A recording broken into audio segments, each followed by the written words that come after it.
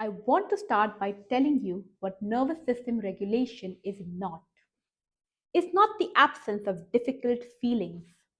It is not a permanent state of peace. It is not what happens when you've done enough healing that nothing activates you anymore. I say this because when people hear the word regulation, the image that comes to their mind is something like a woman sitting peacefully, calmly by the window with a cup of tea, completely unbothered by the chaos of her life. And that image, however aspirational it might seem, is not what a regulated nervous system looks like. Because a regulated nervous system is not the one that never gets activated. It is the one that knows how to come back. That distinction between the absence of activation and the capacity to return from it is what I'm going to talk to you about today. I've been building to this video over the last 3 months.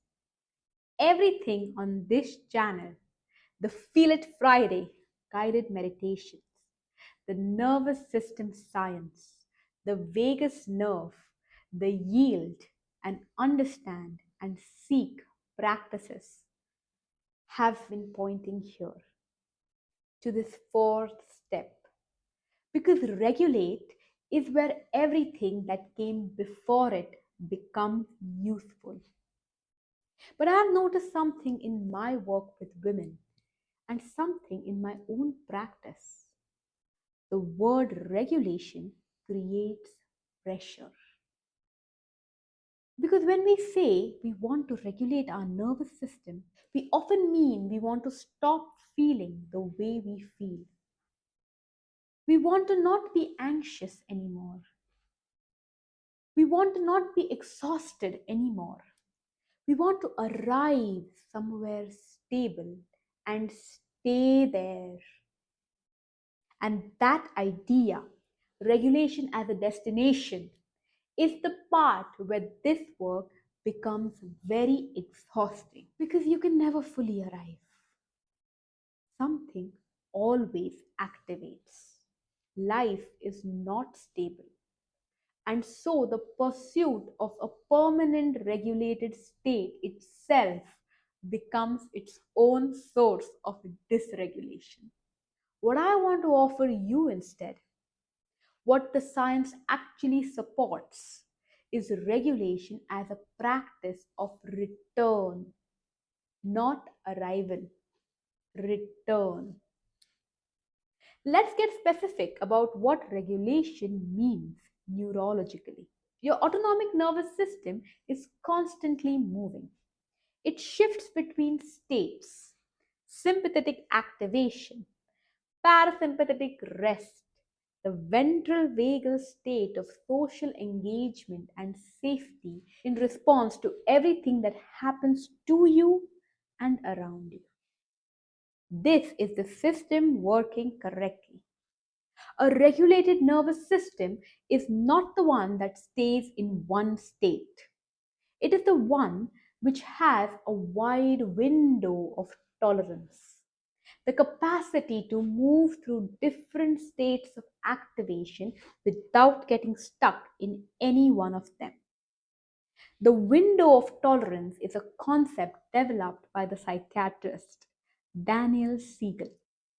Inside this window, you can feel a range of emotions, including difficult ones, and still function, still think, still connect, still make choices from something other than pure survival. Outside this window, either through hyperarousal, the flood, the activation that overwhelms, or through hypoarousal, the shutdown, the collapse, you lose access to your prefrontal cortex. Your thinking brain goes offline or significantly diminishes. You react more than respond. You survive rather than choose. Regulation is the practice of widening that window over time and of returning to it when you move outside it. That is all it is, a window, a return, a practice of coming back. Here is why regulate is the fourth step and not the first. Most approaches to nervous system regulation hand you the tools first: the breathing technique, the grounding exercise, the cold water on your wrist, the body based movement practice. And these tools are real, they work, but only under specific conditions. And those conditions are what the first three steps of YUSR create. When you are outside your window of tolerance, flooded or shut down, your prefrontal cortex is compromised. Your capacity for deliberate top down regulation is reduced, which means that reaching for a regulation technique in the middle of a full activation is like trying to read a map when you are on fire. The map is accurate. This is not the moment for that map. Yield creates the first condition. When you stop fighting your experience, when you turn towards it rather than bracing against it, you interrupt the secondary threat signal your resistance was creating. The system begins to ease slightly, just enough. Understand creates the second condition.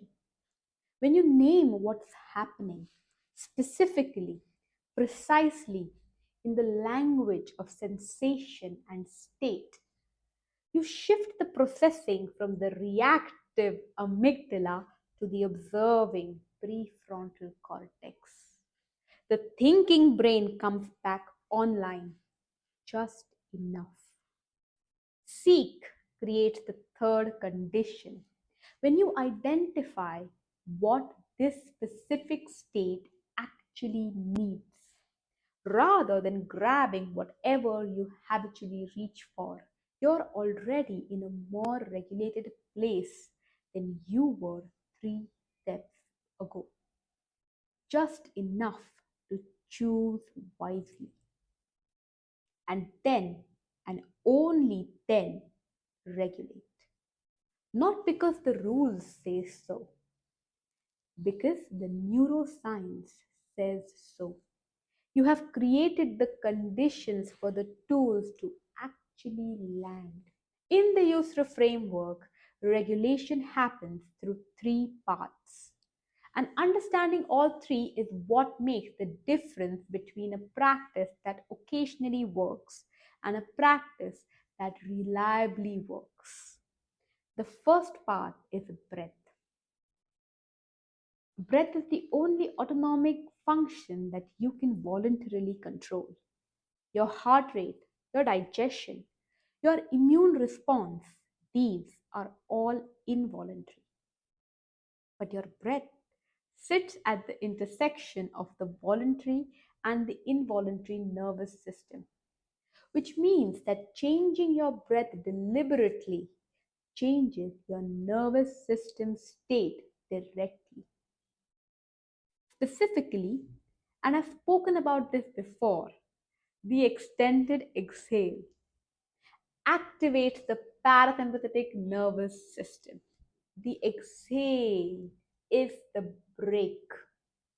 Lengthen it, and you are directly, physiologically telling your nervous system to ease.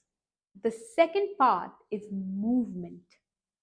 The body stores activation as tension, posture, held breath, compressed tissue. Movement, particularly slow, intentional, body led movement, gives that stored activation somewhere to go.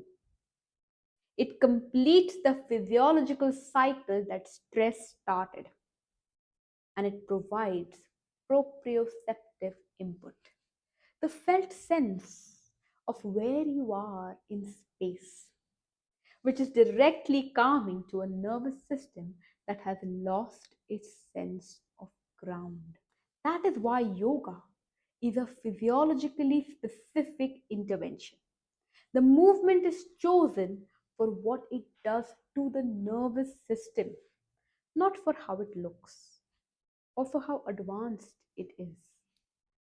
The third path is co regulation, and this is the one that is most often left out of solo regulation practice.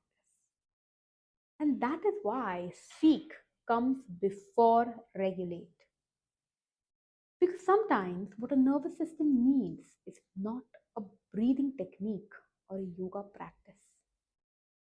Sometimes it requires another regulated nervous system to borrow safety from. Co regulation is not supplement to self regulation. For many women, particularly those whose early co regulation was inconsistent or who are isolated in transition, it is the primary channel, the one that makes the others possible. A therapist, a body based practitioner, a community of women who understand what you're going through. They are not nice to have, they are regulation tools. The final thing I want to say about regulate is time. A single regulation practice changes how you feel in that moment, and that matters. But what changes the nervous system at the level of baseline? What actually shifts the default, the chronic holding pattern, the inherited threat level is consistency over time. Your nervous system learns through repetition. Each time you move through the YUSR sequence, each time you yield, understand, seek, regulate, you are not just managing a moment of dysregulation. You are showing your nervous system a new possibility. You are building a neural pathway that says, when I'm activated, I can come back. I have come back before. I know how. And over weeks and months of that repeated experience, the window of tolerance widens. The baseline lowers. The return from activation becomes faster and more reliable. Not because you fixed yourself, because you've practiced coming back enough times that your nervous system has begun to trust that coming back is possible. That is regulation. On Saturday, I'm putting a complete USR practice on this channel. All four steps in sequence in a single 30-minute session. It's the practice I want you to return to whenever you feel the need to move through the full arc from dysregulation back to something more resourced. But today, I want to give you the smallest possible version of regulation, the one you can do in 2 minutes, anywhere, when you don't have 30 minutes, or a mat, or any of the conditions you think you need. It goes like this: 1. Yield.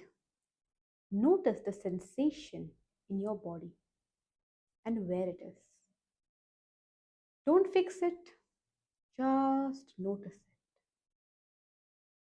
and let it be there. 2. Understand. Name which state you are in: activated, shut down. One word. 3. Seek. What does this state need right now? Not what you should do, but what does this body in this state actually need? 4. Regulate. Do one thing towards what you just identified. One breath, one movement, one text to a person who steadies you, 1 minute of the thing your nervous system just told you it needed. That is the complete USR sequence in 2 minutes. It is not as powerful as a full 30-minute practice, but it is the same sequence, the same logic, the same pathway. Done once, it helps a moment. Done daily, it changes a baseline. 2 months ago, I started talking to you about your nervous system, why you feel exhausted even when you sleep, what anxiety actually is, why the things that are happening to you land so completely in your body, why life transitions feel so challenging. And then, 4 weeks ago, I introduced you to the USR method, a framework I built for women in transition, women who are in the middle of something enormous and whose bodies are carrying the weight of it. You have now practiced the first 3 steps, and on Saturday, we'll put them all together on the mat. Next Wednesday, I'm doing something a little different. I'm sitting down with Apurva Vikas, a counseling psychologist, to talk about something that sits right at the intersection of everything we've covered this month: emotional exhaustion. What it actually looks like from the outside, how a clinician recognizes it, what are the checkpoints that tell you you're on the right path through it rather than stuck in it. After 4 weeks inside your own nervous system, it felt like the right moment to bring in another voice. Someone who works with this every day from a different angle. I think you'll find it insightful. That conversation goes up next Wednesday. I'll see you there. And before that, on the mat on Saturday. See you Saturday.